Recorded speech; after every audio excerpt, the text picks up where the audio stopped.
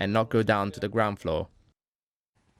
Well, let's speak now to Professor Attilio Castellarin, who teaches hydrology, water resources, planning and management and flood risk assessment at the university in that city. Thank you so much for being here on BBC News. In terms of your assessment, what is happening in the north of Italy, first of all?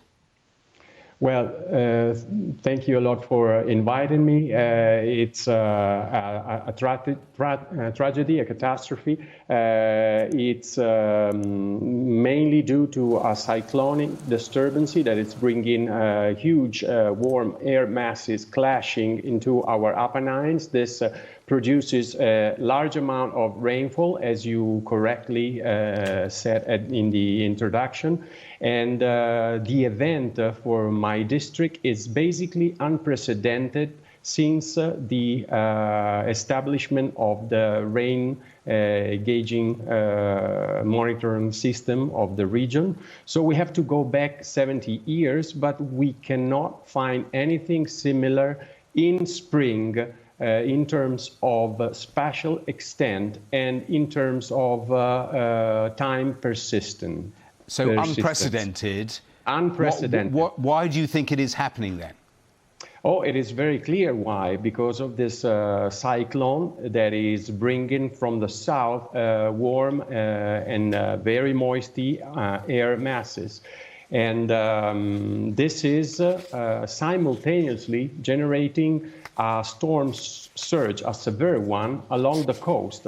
And this reduces the flow, the velocity of the stream of the rivers that have their mouth on the shore, increasing water level. So it's really the perfect storm. I'm lucky to be in Bologna, where the situation is definitely concerning, but not as dramatic as in other areas. I can update your figures because 21 rivers now simultaneously are overtopping, generating breaches, and for the most part, these rivers are hanging above the floodplain. So in case one levee breaches, then the water stops flowing into the river and flows directly into the floodplains where cities are and industries are, factories.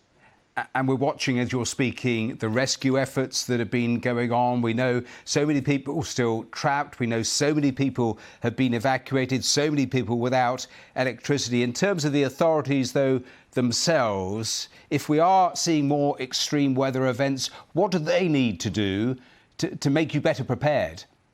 Well, I believe we do need to rethink the entire system of protection at the systemic level, because this kind of event, as I was saying before, put the entire system to a severe test. And luckily, this event was forecasted correctly, but very unluckily, this event comes just 2 weeks after an equivalently severe storm that basically saturated river catchments and wetted all the levee systems that protect the floodplains.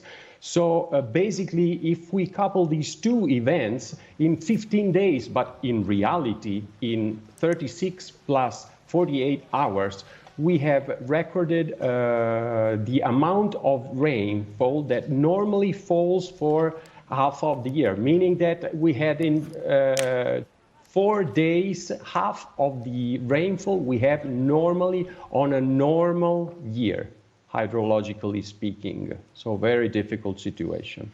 It really is a very difficult situation. We continue to monitor what is happening on the ground. But, Professor, we have to leave it there. Thank you so much for joining us here on the programme. Thank you for your time. On BBC News. Thank you so much.